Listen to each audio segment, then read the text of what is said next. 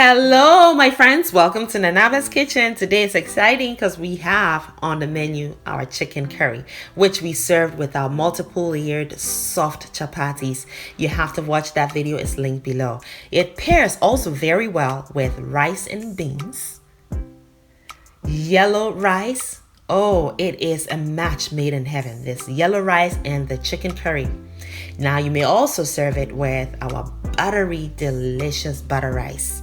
Now all these rice recipes are combined in one video and also linked in the description box, so check it out if you haven't already seen it. Now to begin, we're going to prep all of our ingredients. So we have one large red onion.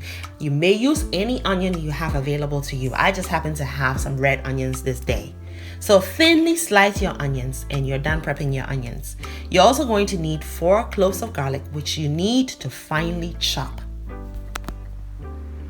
Now, prepping all my ingredients before I even turn that stove on to begin cooking makes life a whole lot easier for me. I have my black and white peppercorns as well as some fennel seeds. They are all a 1/4 teaspoon each. I'm going to grind till I have a coarse texture. The fennel seeds will bring out that slight bit of licorice flavor, which is excellent in this dish, and I love it. The peppers will give us that kick and a beautiful fragrance, which is also to die for. Now I'm cooking in a braiser because I will be braising the chicken at some point. I add some butter, about 1/2 tablespoonful of butter. I'm going to melt the butter and introduce my chicken.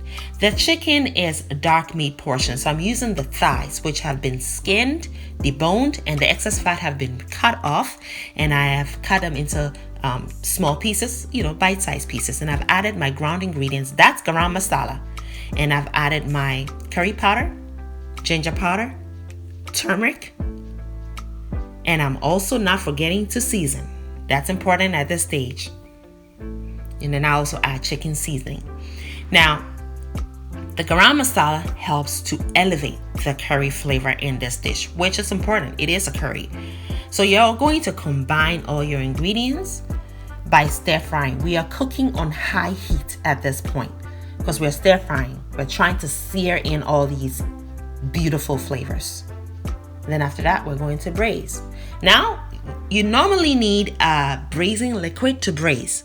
However, because we added the salt at this stage, it pulls out moisture from the chicken, which then becomes the braising liquid. So we don't need to add a braising liquid at this point. When you cover it, you let it cook for 7 minutes. And that's when the braising occurs. And just look at that.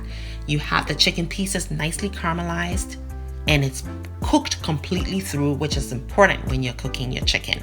So pour it now into a separate bowl because we are going to continue cooking in our braiser. Now we're going to add extra virgin olive oil, about 2 tablespoons full. And then we're going to introduce our thinly sliced onions because now we're going to caramelize to kick up the flavors even more. And add 2 small bay leaves and your salt. The salt is going to help to caramelize these ingredients quicker. Now I've also added a teaspoonful of tomato paste, which is going to bring us much needed sweetness in this recipe. The tomato paste is perfect in curries. Just stir it all together and cover the pot. Now, this is what I love about using a braiser, and this is also what I love about this recipe because it's quick. You don't need to do much stirring. You don't need to do much, maintenance. You just leave it alone to do its thing. You cover it. 5 minutes later, this is what you have. You're almost done caramelizing these ingredients. Cover it again for about 2 more minutes and continue to cook, this time on medium heat. And when you come back, you'll notice that the ingredients are perfectly and completely caramelized.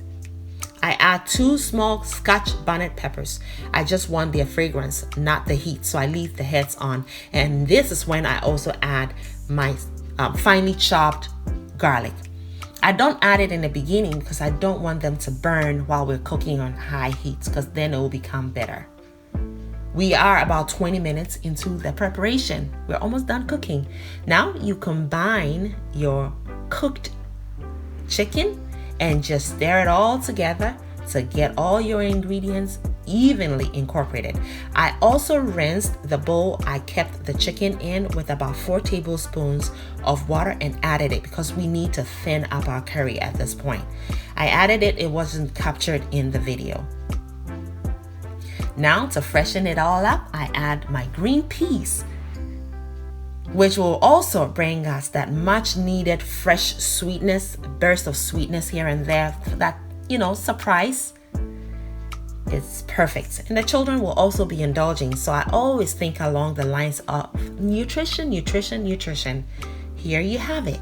Under 30 minutes, you have a lovely, flavorful chicken curry dish done.